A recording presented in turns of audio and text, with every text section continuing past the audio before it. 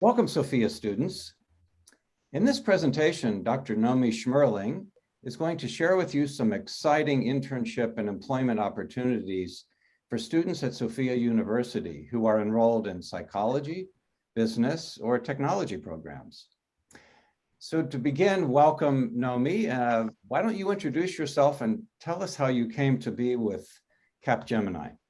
Well, thank you, John. Thank you so much for the opportunity to come back and kind of sit in the chair. And shortly after graduation in 2020, I was working in the corporate world. And then I found my way after the pandemic into the company I'm at now, which is Capgemini Invent. And we're growing significantly. And one of the things that we're looking for in particular are individuals who have somewhat of a business background or comfort in business, but also a background in psychology, which I think is a little bit different than what's been in the industry in the past. So I wanted to come and kind of chat that about with you. Yeah, so, well, for you, tell us what it's like to be in the Capgemini world. Like what is, your activities and involvement? It's funny, when I'm in my corporate environment, I usually introduce myself as the unicorn because I'm the only one on calls that say I have an MBA and I also have a PhD in psychology, and then nobody knows what to do with me after that. But it's a really immense place to be at Capgemini because it's the first place that I've been in the corporate world where that's not the case, that I'm not the only unicorn that is in the room. Most of the individuals that I work with either have backgrounds in industrial psychology or just normal psychology. I will say that I'm probably the only one in a company of almost 300,000 that has a background in transpersonal psychology, though. So it's still fun to be the unicorn. And what I hear you saying, though, is that your background in transpersonal psychology is a real asset for you within this company. How do you apply it? Like, what are some of the things that you do? I know you do a lot of consulting work with businesses. And how do you apply that transpersonal background and MBA background?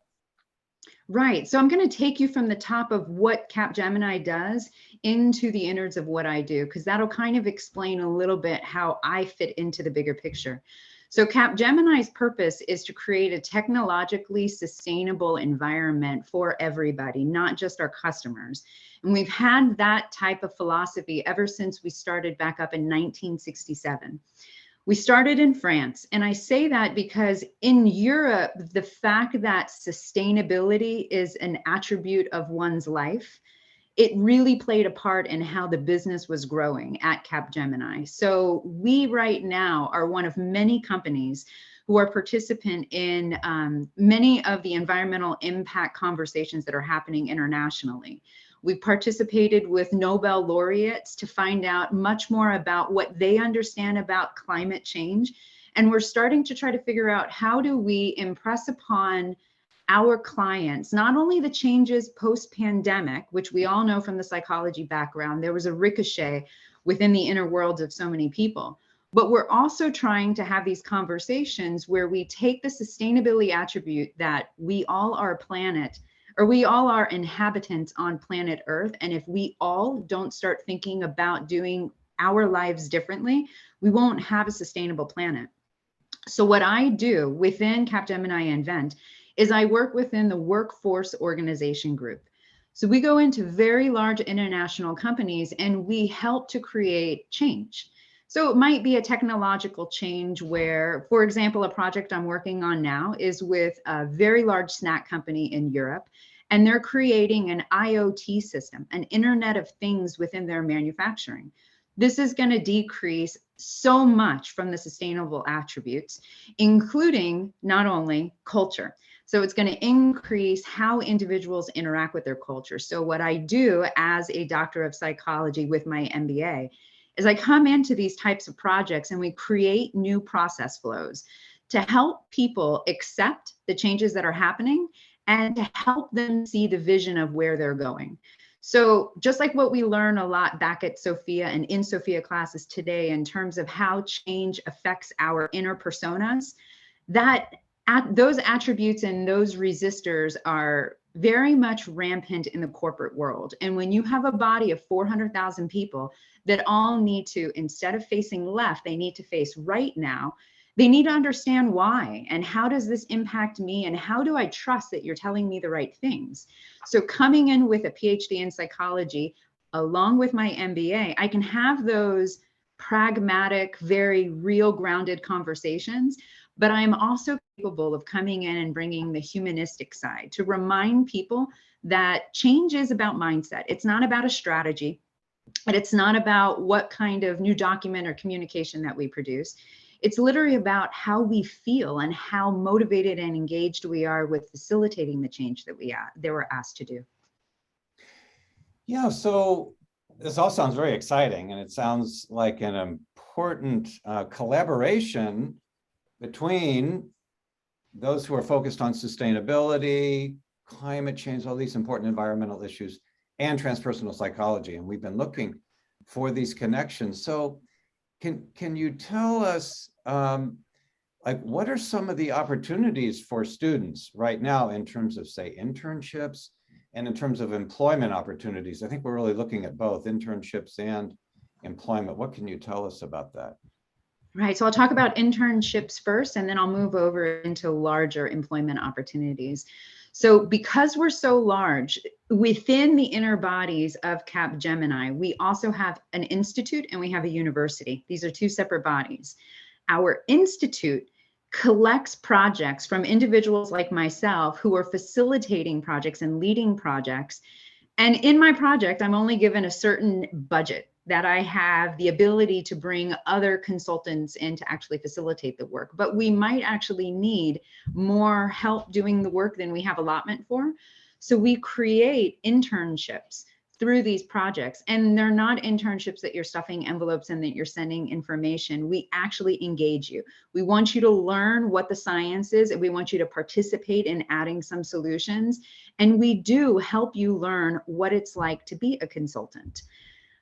So the ranges of internships go anywhere from all different metrics within technology, including information, the AI. We're strongly using AI in terms of how does that make customer and employee experiences different and unique. So there's lots of different variations. And I say this because if you go to capgemini.com, you Google Capgemini, which is Cap, C-A-P, Gemini, J-E, or G-E-M-I-N-I. Never ask a dyslexic person to spell for you. I say this to myself. But you're going to see a plethora of information where you can go on a deep dive and figure out exactly what we do in the technology realm, because it's vast. So those types of projects come in to become internship opportunities. Now, that internship school starts there.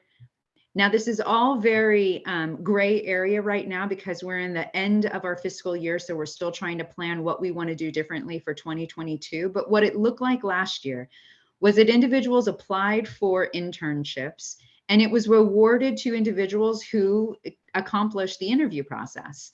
When they were invited in, it was either 6 months or it was 3 months. I can't remember what the time durations were, but you were put in the university. And then at that point in the university, you are taught and coached how to be a consultant. And then once we feel that you have the confidence to know what it means to be a consultant, then we turn around and we put you into a project and we start giving you tasks and we start giving you opportunities to learn what this work is about.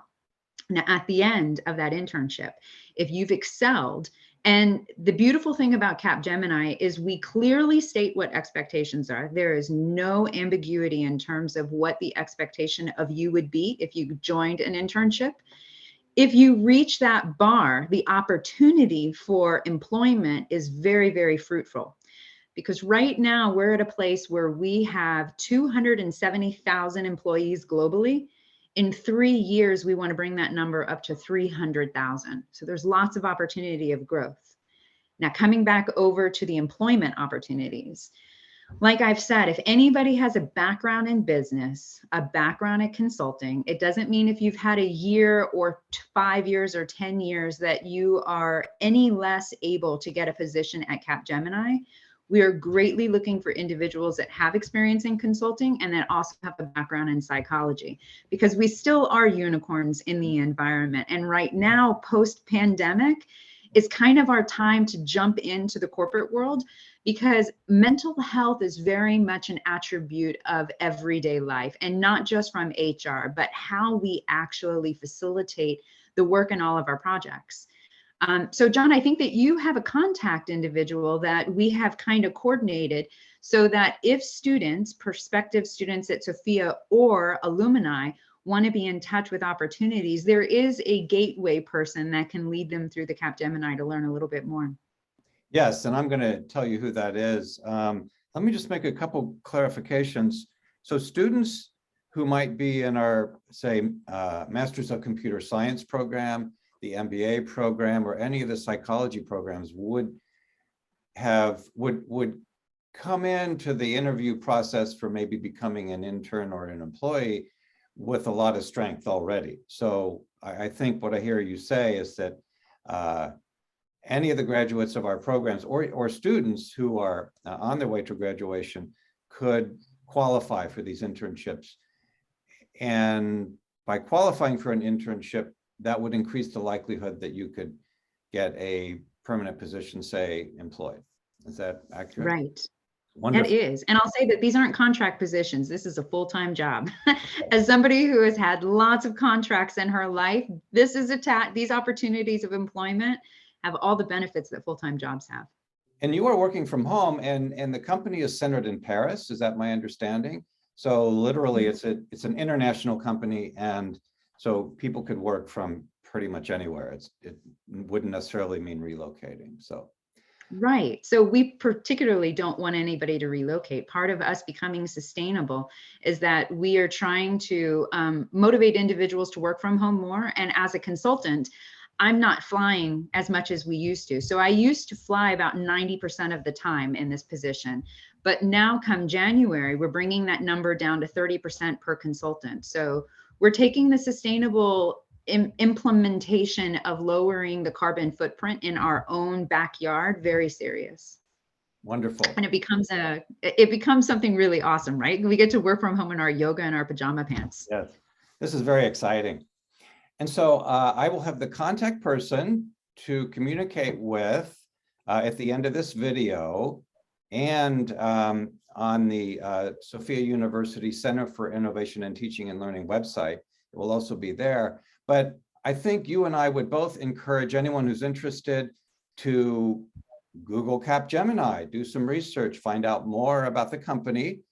And if they have additional questions, you know, they can reach out to the contact there for more information. How does that sound?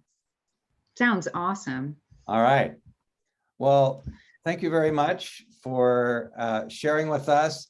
I wish you all the success and opportunity. And it's so nice to see a Sofia grad just doing amazing things, being a change agent, which is one of the things we're moving to. We really want our graduates to be change agents. And so you are helping to lead the way with that, Dr. Nomi Shmerling. And so thank you very much. Thank you, John. It was a pleasure. Take care, everyone.